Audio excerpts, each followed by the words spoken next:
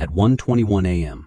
on March 8, 2014, in the dead of night over Southeast Asia, a massive Boeing 777 carrying 239 souls simply vanished from the sky. No distress call echoed through the airwaves. No explosion lit up the radar screens. And for over a decade now, no substantial wreckage has ever been recovered to explain the fate of those aboard. This is the enduring mystery of Malaysia Airlines Flight MH370, an aviation enigma that continues to baffle experts, investigators, and the world at large, even in 2026.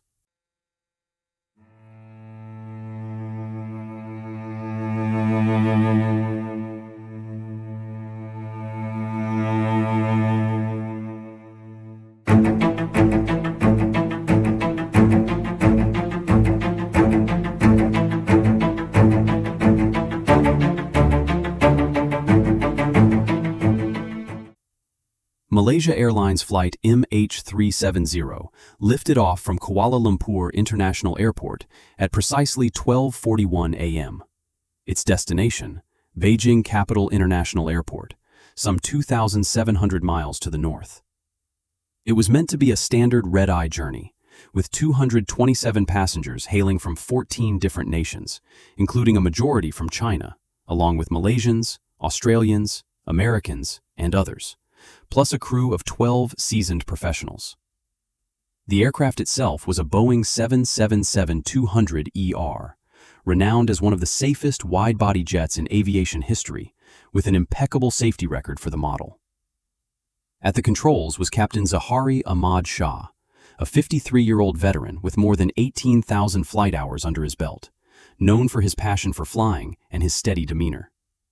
His co-pilot, First Officer Fariq Abdul Hamid, was younger but fully qualified, with hundreds of hours in similar aircraft. The weather was clear, the plane was in top condition, and everything proceeded smoothly for the first 38 minutes or so. Then, at 1:19 a.m., came the final routine transmission from the cockpit. "Good night, Malaysian 370. It was the standard handoff as the flight transitioned from Malaysian to Vietnamese airspace. Calm, professional, nothing to suggest the horror that was about to unfold. But less than 60 seconds later, at 1:21 a.m., the plane's transponder, its electronic beacon identifying the flight, was deliberately turned off. This wasn't a glitch or failure. Transponders require manual action to disable. Civilian secondary radar immediately lost the signal, rendering MH370 invisible to air traffic controllers. Yet, primary military radar in the region picked up an unidentified blip, showing something even more inexplicable. The aircraft executed a sharp 180-degree turn to the west, flying back over the Malay Peninsula toward the Strait of Malacca, then veering northwest toward the Andaman Sea. It climbed erratically to 45,000 feet, well above its normal cruising altitude, before descending in a bizarre pattern.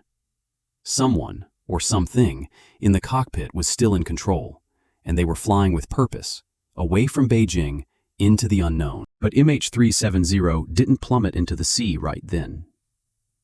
No. It continued its ghost-like journey, remaining airborne for nearly 7 more hours, venturing into one of the most isolated and treacherous regions on the planet.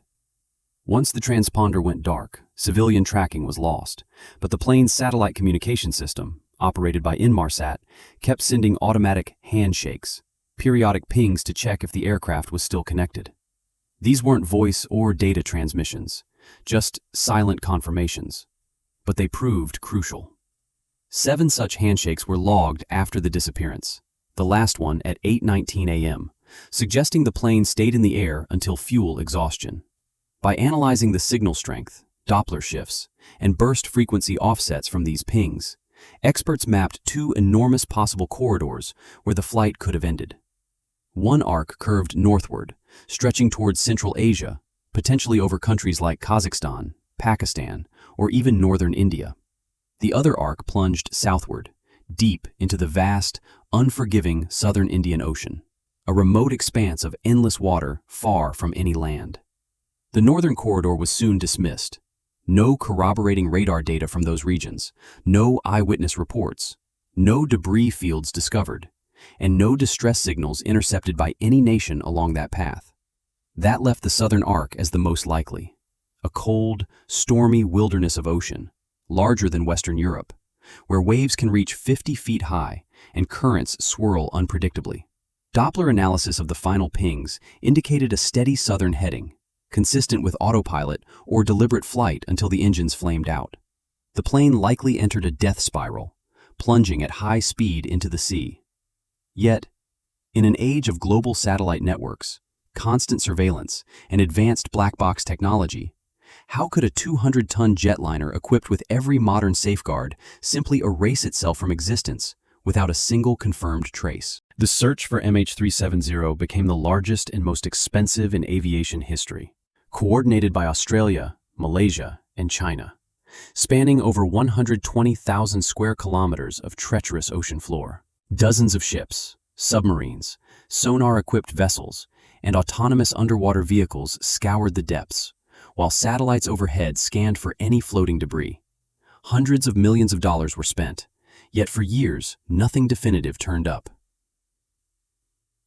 Then, in July 2015, a breakthrough of sorts. A barnacle-encrusted flaperon, a wing control surface, washed ashore on Reunion Island in the Indian Ocean, some 2,500 miles west of the suspected crash zone. Forensic analysis by Boeing and Malaysian authorities confirmed it belonged to MH370. Over the following years, more pieces trickled in, about 40 fragments in total, including a right outboard flap from Pemba Island in Tanzania, interior cabin panels from Madagascar, and wing flap supports from South Africa and Mozambique. Oceanographic drift modeling, simulating currents and winds, matched these finds to a crash in the southern Indian Ocean, with lightweight debris carried thousands of miles over 1 to 2 years. But the haul was strikingly sparse, mostly small exterior and interior parts. No major fuselage sections, no engines, no black boxes with their vital flight data recorders, no personal effects in large numbers, and certainly no bodies. This raised haunting questions. Did the plane break apart violently mid-air, scattering widely? Or was it a controlled ditching, sinking intact to the seabed? Why did debris take so long to appear, and why so little overall? With mechanical failures and accidents failing to fully explain the manual transponder shutdown, the deliberate course changes, and the prolonged flight, attention inevitably shifted to human intent, particularly in the cockpit.